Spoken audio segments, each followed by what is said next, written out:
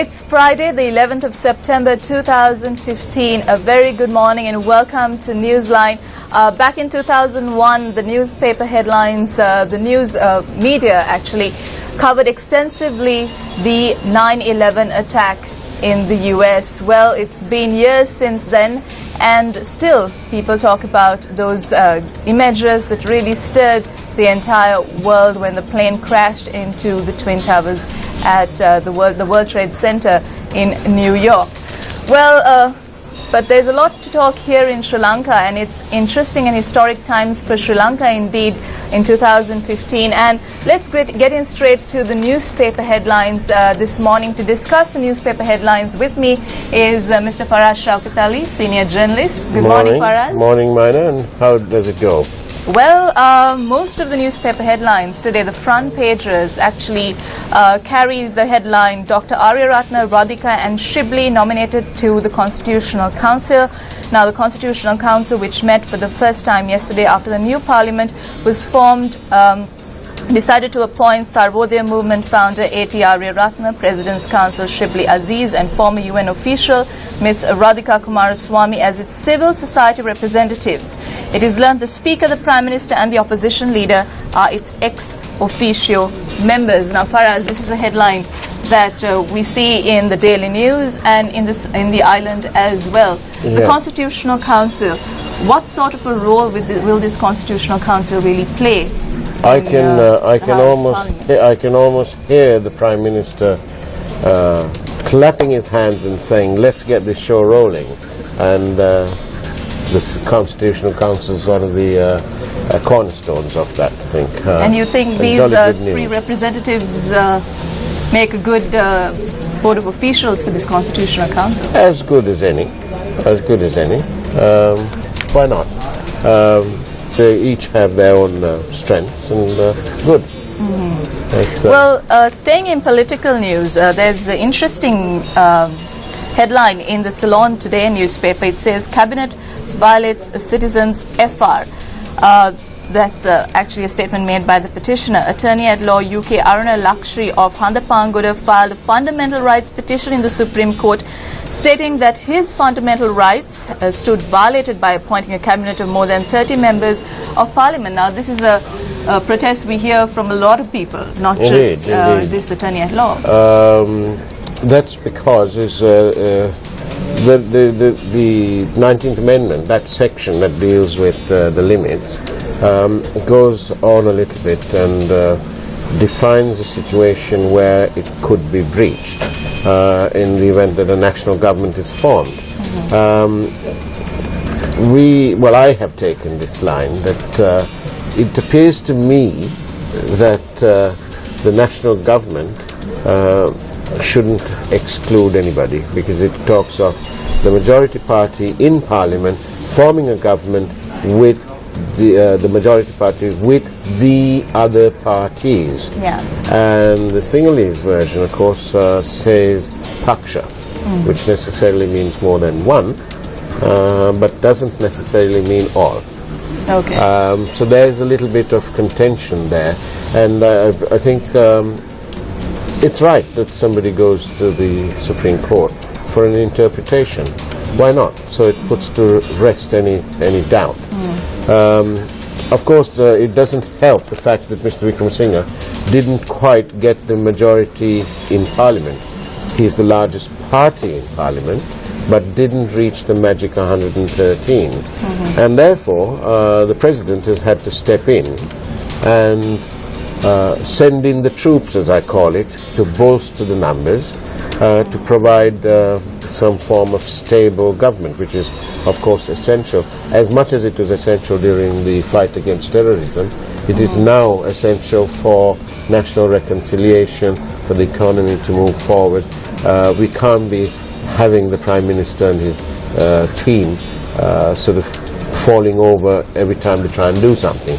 So they need to have stable government. And also, going away from the headlines for a minute, there was a lot of protests actually from party leaders in the UPFL that make up the alliance, saying that front row seats in Parliament and privileges should be given to leaders of the parties as well.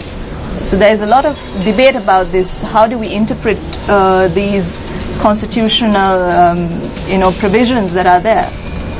I'm tempted to repeat what the Prime Minister said in Parliament during the debate, the 19th Amendment. He said to somebody across on the other side, he said, shut up and sit down and let's get on, is what he really meant. I think they need to shut up and get on with it. Yeah. Doesn't really matter where they sit. Yeah, and another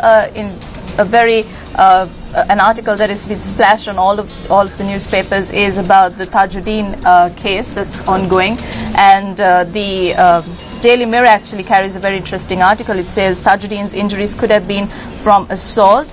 Now, ex-JMO Professor Ananda Samarasekara, in his final autopsy report filed in court, asserts that the death of Mohammed Wazim Tajuddin was due to unconsciousness, disability of limbs, and inhalation of carbon monoxide gas emitted from the fire. It also says that he was alive, or he was breathing, when his car caught fire. Some really intriguing facts there. This is a despicable bit of work from the authorities concerned at the time, and whoever the police officer, I think he is now in retirement, he should be hauled before the court system, and he should be held fully accountable, because it's absolutely disgraceful that there was such a breakdown in law and order.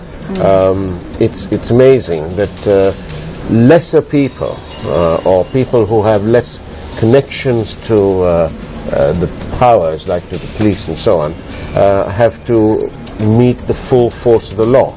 But yet here, this senior police officer used his supposed discretion and closed this case, saying that it was a mere traffic accident, when a young man in the prime of his youth lost his life under the most terrible circumstances, and the poor family are not able to come get that closure. There's no closure.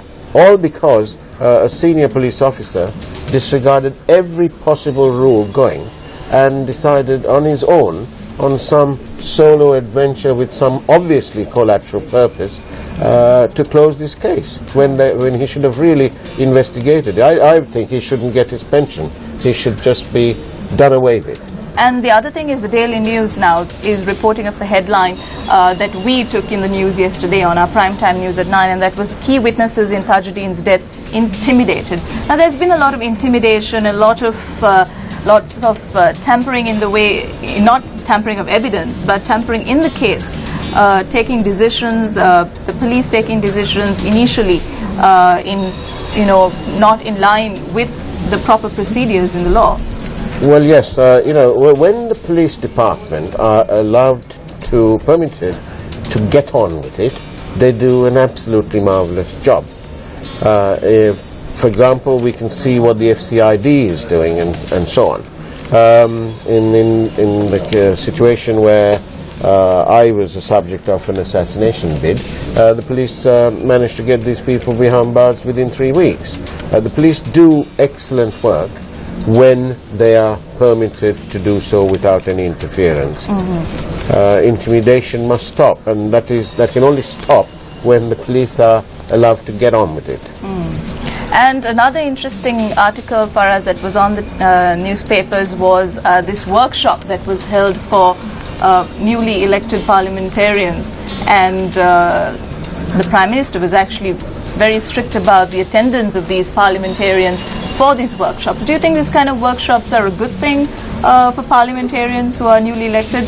But some of these newly elected parliamentarians are, in fact, now getting ministerial portfolios as well. So, yes, they are necessary. How much will actually sink in is debatable, like most anything. But it's interesting what you said about the makeup of these ministries and so on.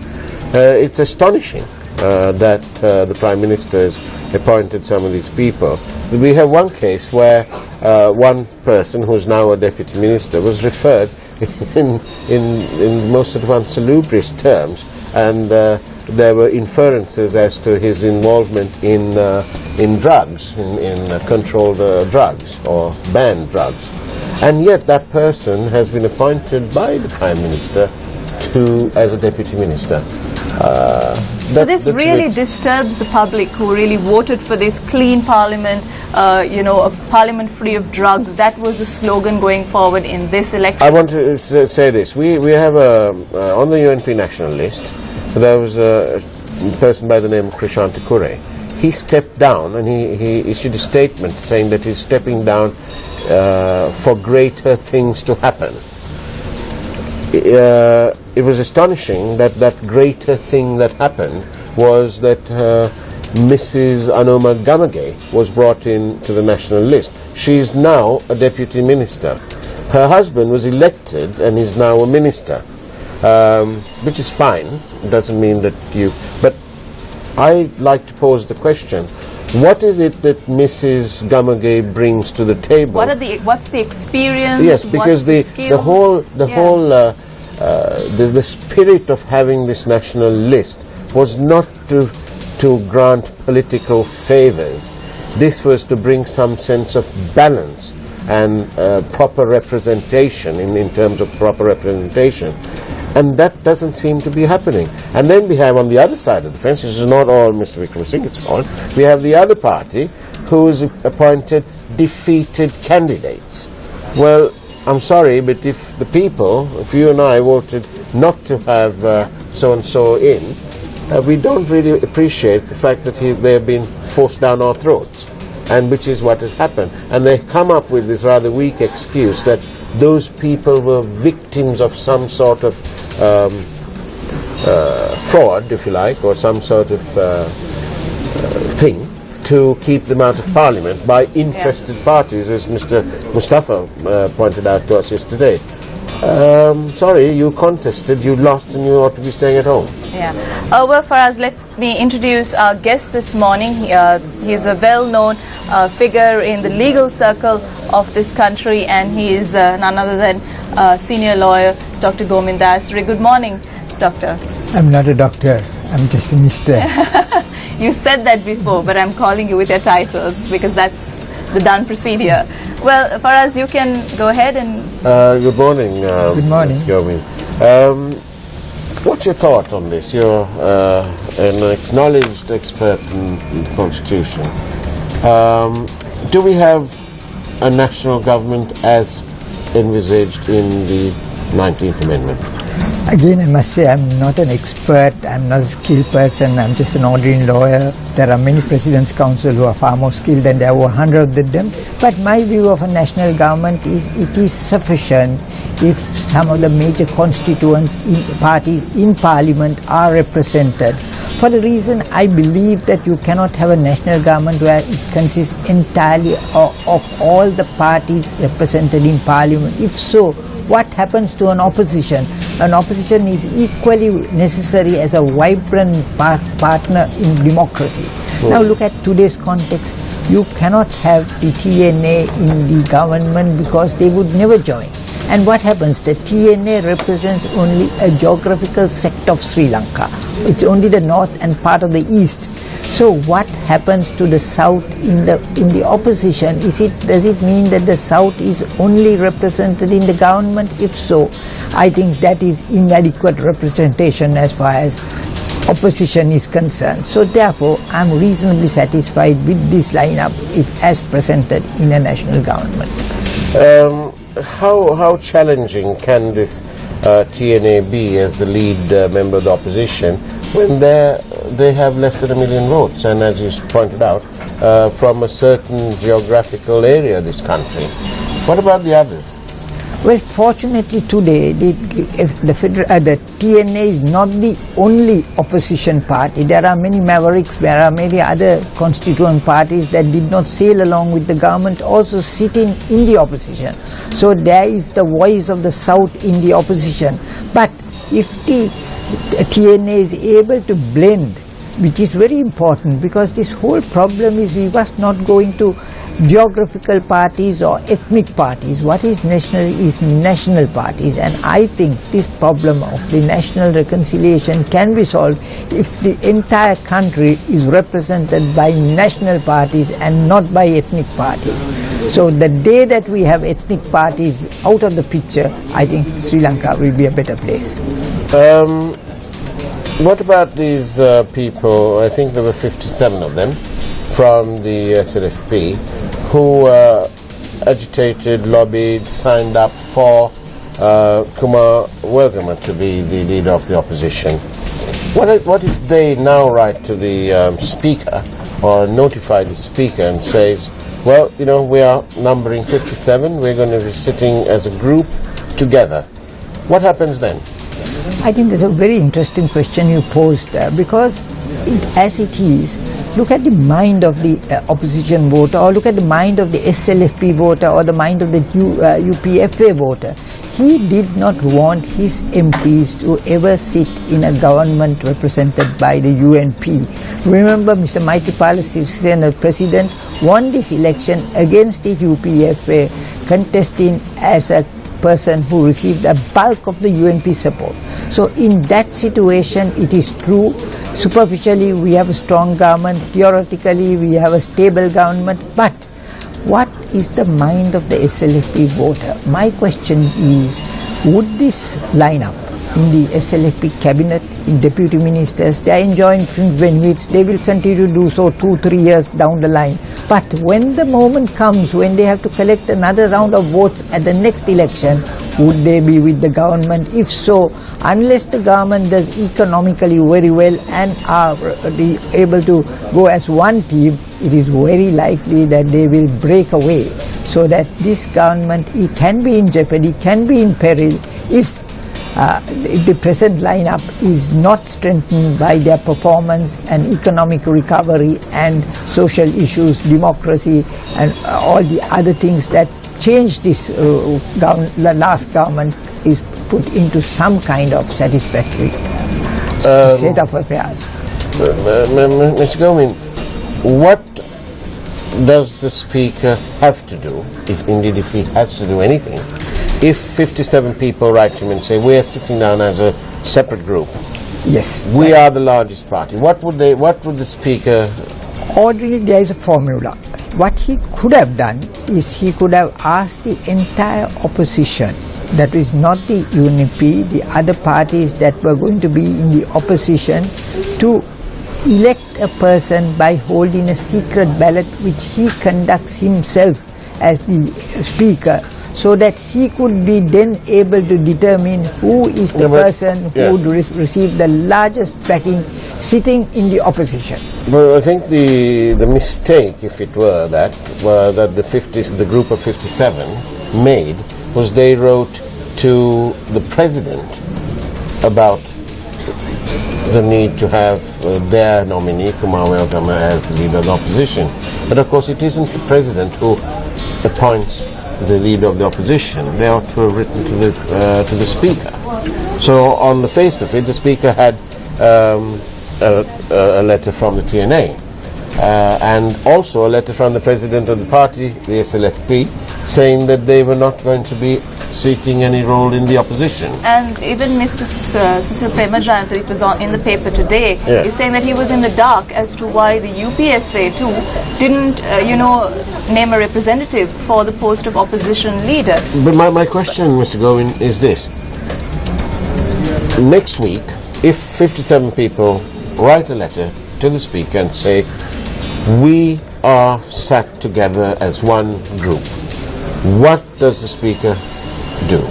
I think it was stupid of those MPs not to have written to the Speaker in the first place, because they are all experienced people. They should know that the choice is made by the Speaker, and they should have also known that the President of the party would not sail along with them. So they made a wrong decision. Now it will be far more difficult for the Speaker to make the issue. Why? Is there a time gap? No, there is no time gap, but remember, he may be under command from his own party as to how the election should take place, because I do not think at any stage now he would hold an election, because he would also go into various technical difficulties that would come his way. I think now that the appointment is made, it will be confirmed by him, or it will be rejected any further applications. But what could happen, unfortunately, is that there could be more bickerings within the opposition than with the government over this issue, unless Mr. Sambandhan acts like a proper opposition leader for the entire country without looking after the interest of his 14 elected members. Yes, I think that's quite important, isn't it, for Mr. Sambandhan to realize that he is the leader of the opposition, and you that must the remember that opposition is not... Mr. Amithalingam also held a role, but then it was quite justified because he became the second highest party, because the SLP at that time had only 7 seats. But if you look at the conduct of Mr. Amithalingam, he conducted himself very correctly as a leader of the opposition, and he won a lot of renown for it. But with Mr. Sambandhan, in today's context, in today's lineup with the TNA and the way they are conducting themselves, well, that's a thing we will have to look forward to in the next few weeks. Faraz, we just have a few minutes left on the show today on Newsline. But Mr. Gomindasar, I would also like to draw your attention towards another newspaper headline in the island which says accountability issues. Government mission in Geneva seeks consensus on domestic probe. It is said that Vijayadasa Rajapaksa's Justice Minister and Mangala Samaraweera are due to make a special visit to Geneva to discuss about the resolution on Sri Lanka. It says that Sri Lankan government has got an opportunity to brief key stakeholders of the Geneva-based United Nations Human Rights Council well ahead of the presentation of an international report on alleged human rights. Do you think this meeting would have any impact on the resolution that comes out in just a couple of weeks? It should, because I think it's a very enlightened policy to have domestic inquiries without going into international arena, because it is the correct thing, and it was a great deficiency on the part of the last government not holding domestic inquiries, because that is what should have been done. But at the same time, when we are holding domestic inquiries, we must see that there is transparency by way of natural justice. But undoubtedly, I press this point, that we must not have international interference. It must be a truly domestic inquiry according to our laws, by our judges, by our juries. But if I feel that there is any kind of interference by India or America, and it would be very dangerous if those two countries gang up together, because that could mean domestic inquiries with foreign influence. Now, in our system of law, we have a domestic system of law, and that must be what is called the municipal laws, and that must be strictly adhered to, but in a transparent manner where natural justice is observed to the letter. Can I quickly take you in? Do we have time, do we? We just have a few minutes left. Okay. So yeah. In the matter of avant-garde, what did the former Defence Secretary do wrong? I don't know whether you can pronounce him wrong here, because he seems to be correct. As far as the Attorney General is concerned, what did he do wrong? I think what he did was he acted stupid by not properly investigating before giving publicity to all these matters. If he did prop up charges, he should have had prima facie at least some evidence to back. I think what he has caused is great embarrassment to the government, and this is the whole trouble with the Attorney General's department. That is why law and order is crashing in this country, because they are not carrying prosecutions effectively, or they are not acting like impartial body that the Constitution proposes them to be. Instead, they are playing politics, and it has become politicized over the years. And I hope it turns. Unless we have a able, efficient Attorney General. Now look at the police department, that was considered rotten, but with the coming of the present IGP, he gave it stature. So if we have a good, effective, able Attorney General, much will turn around. Thank you. Well, thank you. Yes. We don't have much time. We don't have much time. We'll have to get you on another show. Unfortunately, yes. But we will, Thanks. definitely. Thank you very much for joining us. Faraz, as usual, I'm sure you have a thought of the day that would actually resonate what we discussed today. Indeed. We've been talking about accountability and equality and reconciliation. Therefore, true equality means holding everyone accountable in the same way, regardless of race, gender, faith, ethnicity, or political ideology. On that note, I'd say good morning, have a good day, and God bless you.